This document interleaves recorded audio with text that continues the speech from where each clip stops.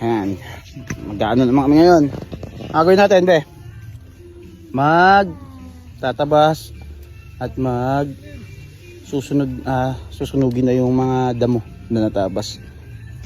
Ayan. Sisigaan na naman kami. Ayan na. Sisigan na. Ayan, ito pa yung mga sisigan. Sa mga nangangailangan po ng kahoy, kuha kayo dito. Ayun, pang ano, dami pa to. Sisigan namin, konti na lang naman.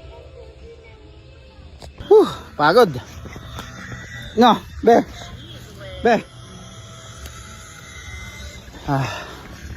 Yan.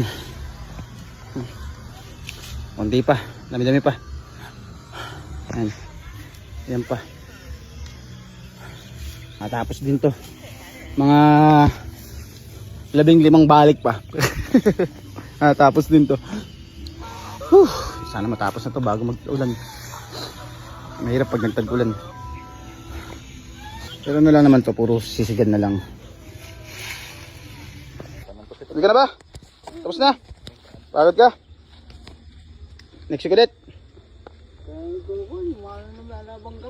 Meron po. Ayan na. Sana pa kayo? Ito na lang.